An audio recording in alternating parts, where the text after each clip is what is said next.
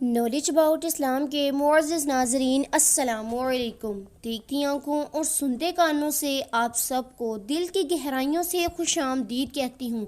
میں امید کرتی ہوں آپ سب خیریت و عافیت سے ہوں گے۔ تو ناظرین، بڑھتے ہیں آج کی کہانی کی جانب۔ ایک بادشاہ شہرہ کی وراثت کا نیا بادشاہ بنا تھا۔ نہایت بہادر اور مگر بے تدبیر تھا۔ اس نے کچھ ہی عرصے قبل حکومت سنبھال لی، باقی تمام معاملات اس نے کنٹرول کر ہی لیے تھے، مگر قابو نہ ہوا تو ڈاکو راج قابو نہ ہوا۔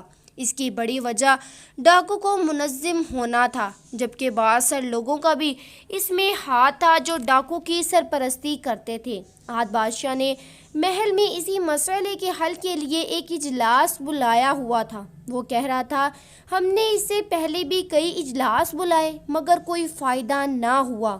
آبادیوں کو لوٹ لیا جاتا ہے، تجارتی قافلوں سے مال و سامان لوٹ لیا جاتا ہے، لگتا ہمارے ملک میں لٹیروں کی حکومت ہے۔ آج ہم اس چیز کا جائزہ لینا جمع ہوئے ہیں، جو تجاویز پہلے اجلاسوں میں آئیں وہ سب ناقص تھی یا ان پر عمل درآمد پر کمی رہی۔ آپ سب با تدبیر لوگ بیٹھے ہیں، ہمیں کوئی انقلابی تدبیر بتائیے جس سے عوام بھی سکہ سانس لے اور ہمیں بھی اطمینان نصیب ہو۔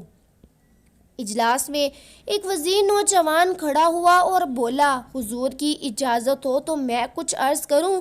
بادشاہ نے ہاتھ کے اشارے سے اسے بولنے کی اجازت دے دی۔ وزیر بولا، حضور والا، جب تک ہم گزشتہ اقدامات کا جائزہ نہیں لیں گے ہمیں کوئی فائدہ نہیں ہوگا۔ حضور، نئی اور انقلابی تجاویز تو پہلے بھی بہت آئیں، مگر کون سے عوامل تھے جن کی وجہ سے یہ تدابیر ناکام رہیں؟ ہمیں ان سب کا جائزہ لے کر آگے بڑھنا چاہیے۔ باقی وزراء اس نوجوان وزیر کو غیر آلود نظروں سے دیکھنے لگے، کیونکہ ان کو پتہ تھا کہ ناکامیوں کا ذکر ضرور ہوگا تو ان سے بھی جواب طلبی ہوگی۔ ایک وزیر اٹھا اور بولا، جلی ہوئی ہانڈی کو اور بھلا کیا جلانا؟ میرے خیال میں ہمیں وقت ضائع نہیں کرنا چاہیے اور آگے کی سوچنی چاہیے۔ بادشاہ نے اپنا فیصلہ سنایا، ہم تمہاری بات سے بالکل متفق ہیں۔ سانپ وہی تھے جو گزر چکے اور ہم لکیروں کو نہیں پیٹنا چاہتے بلکہ ان کی بلوں تک پہنچنا چاہتے ہیں۔ کافی بحث و مباحثے کے بعد ایک تجویز پر سب متفق ہو گئے کہ ڈاکوؤں کے سرداروں کو حکومت میں شامل کر لیا جائے۔ وہ جب حکومت میں شامل ہوں گے تو ڈاکہ زنی خود بخود ختم ہو جائے گی۔ کچھ عرصے کے بعد ڈاکوؤں کو وزارتوں سے نواز دیا گیا اور وزارت عظمی سب سے بڑے ڈاکو کے سردار کو دے دی گئی۔ اس طرح ملک میں بڑی حد تک سکون ہو گیا اور ڈاکوؤں کو عوام کی فلاح و بہبود کی فکر لاحق ہو گئی۔ وزیر جنگلات کا حزم ایسا کوئی لکڑہارا حزم تھا جو سڑکوں کے کنارے لگے درخت تک ہضم کر گیا۔ وزیر تعلیم ایک علم دوست آدمی تھا جو چاہتا تھا کہ تعلیمی اداروں میں نیا فرنیچر آئے، اس لیے وہ پہلا فرنیچر بیچ کر کھا گیا۔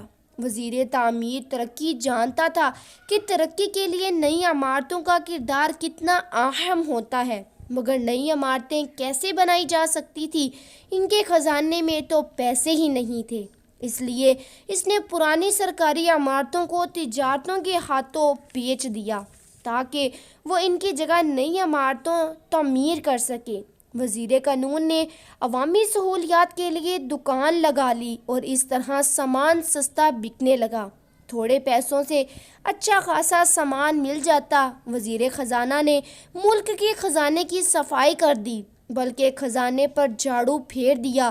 ڈاکو بننے سے پہلے وہ گلیوں میں جھاڑو دیا کرتے تھے۔ عوام کی خدمت کرنا ان کا مقدر تھا، سو وہ وزارت تک پہنچ گئے۔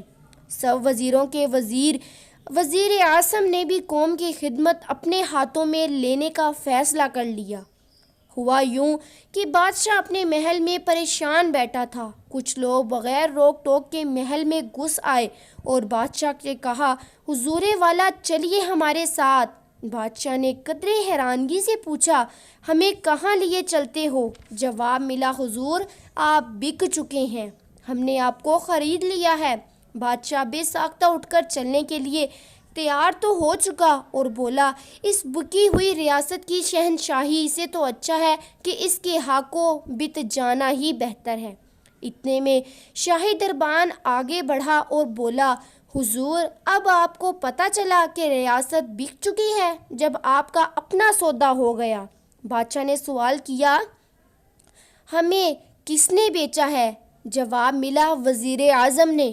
وزیر اعظم نے دستے با ادب معصومیت سے درد بھری آواز میں نظریں جھکا کر کہا، حضور دیکھیے نا، ملک و قوم کے مفاد میں یہ کرنا ضروری تھا۔ آپ کو مصروفیت کے علم و ملک قوم کا بہت سارا قرض اتار سکتے تھے اور ہمارے پاس آپ کو بیچنے کے علاوہ کوئی اور رقم موجود نہ تھی۔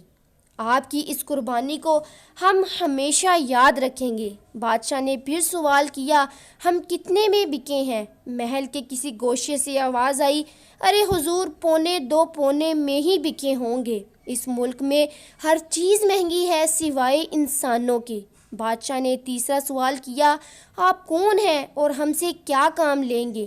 جواب ملا، ہم لوہار ہیں اور آپ کو چل کر ہماری دکان پر لوہا کوٹنا ہوگا۔ اور پھر بادشاہ کے تصور میں اپنے ہاتھ میں ہتھوڑا نظر آنے لگا اور وہ اس لمحے کو کوسنے لگا جب اس نے ڈاکوؤں کو وزیر بنانے کا فیصلہ کیا تھا۔ کیا خوب کہا ہے کسی نے کہ جب ملک کے اعلیٰ عہدوں پر ڈاکوؤں کو فائز ہونے دیا جائے تو تباہی اور ناکامی اس قوم کا مقدر بن جاتی ہے، اور اس قوم کا ہر فرد تقسیم کر دیا جاتا ہے۔ جس طرح آگ اور پانی کی دوستی ممکن نہیں، آگ اور پیٹرول کی دوستی ممکن نہیں، اسی طرح سچ اور جھوٹ کو ایک کرنا ناممکن سی بات ہے۔ سچ سچ ہوتا ہے اور جھوٹ جھوٹ، اور حق حق ہے اور باطل باطل، لیکن ہمارا سب سے بڑا المیہ یہ ہے کہ ہم کوئی بیچ کا راستہ ڈھونڈنا چاہتے ہیں۔ ہم کالے اور سفید کو ملا کر کوئی گرے رنگ نکالنا چاہتے ہیں۔ ہم حالات سے گھبرا کر سچ اور جھوٹ کو ملانے کی کوشش کرتے ہیں، حق اور باطل کو ایک کرنے کی کوشش کرتے ہیں، جبکہ قرآن پاک میں اللہ تعالیٰ نے ارشاد فرمایا ہے کہ جو لوگ حق پر ہوتے ہیں کامیابی انہی کو نصیب ہوتی ہے۔ اس لیے محترم عزیز دوستو، حالات جیسے بھی ہوں، چاہے حالات آپ کے قابو میں کیوں نہ ہوں یا آپ کے مخالف ہوں، ہمیشہ سچ کا ساتھ دیں، سفید کا ساتھ دیں، کیونکہ اگر سفید اور کالے کے ملانے کی کوشش کریں گے، حق اور باطل کو ملانے کی کوشش کریں گے، آگ اور پانی کو یکجا کرنے کی کوشش کریں گے، تو تباہی اور بربادی آپ کا مقدر ہی ہمیشہ رہے گی۔ میں امید کرتی ہوں ویڈیو آپ دوستوں کو پسند آئی ہوگی۔ ویڈیو پسند آ جائے تو ویڈیو کو لائک، شیئر اور سبسکرائب ضرور کیجیے، اور کمنٹ باکس میں اپنی قیمتی رائے کا اظہار ضرور کیجیے، اور نئی آنے والی ویڈیوز کے لیے ہمارے چینل نالج اباؤٹ اسلام کو سبسکرائب کیجیے۔ انہی لفظوں کے ساتھ اجازت چاہوں گی، اس امید کے ساتھ کہ آئندہ ایک اور نئے موضوع کے ساتھ حاضر ہوں گی۔ تب تک کے لیے اللہ حافظ۔ اللہ پاک آپ سب کا حافظ و نگہبان۔